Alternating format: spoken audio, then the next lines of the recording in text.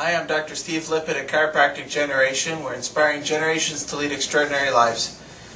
Today we're going to talk about the second part to the spinal warm-up exercises I went over a week or two ago. And this is called the spinal molding portion of the exercises. So when we talked in our other video, we talked about warming up the discs and the joints of the spine. Kind of like Jell-O. If you warm up Jell-O, it becomes very liquidy. When the Jell-O cools, it holds a shape and a mold. And the spinal molding is trying to take advantage of that principle of our discs of our spine so that we get better sleeps and rests at night. The idea being, if we have the normal curves of our spine supported by the discs, which are molded in the proper position, your muscles don't have to work as hard, your spine gets a better rest, and that translates into a better sleep for you. So the way that we do that on the picture here, for those that have this handout, you can see there's some foam that's been cut out, a lot that people lie and rest over. A lot of times I'll just have people use towels at home because we can fold them in a way that can just do, in essence, the same thing. So when I do these things, there's two different towels you'll use for the neck and for the low back while you're lying down, either on a bed or the floor. Either is fine. And for the low back, you probably want to start with a hand towel about a size like this. And how we fold the towel is we're going to fold the edges in so that there's almost like a little line or a little trench down the middle here. And this is so that the bumps along your spine have a place to go while they're lying on the towels.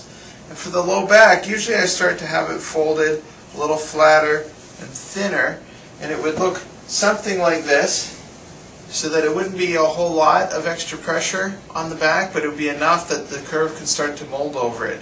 This is especially important when you're just starting out, because the spine isn't used to this flexibility. It's not used to that kind of curve or having it there. So we start relatively thin, and then over time you might roll it a little thicker. It might get to more like that height, or you might start to eventually use a larger towel.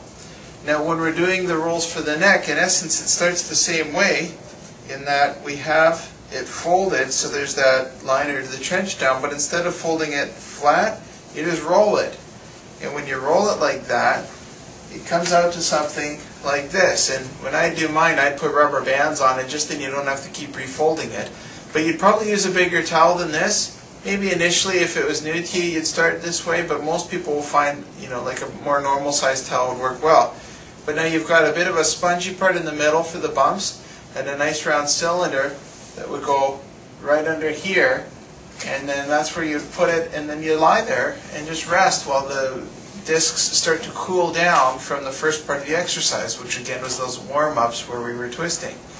The discs take about 15 to 20 minutes to cool, and so you got to get them warm and immediately after do your molding.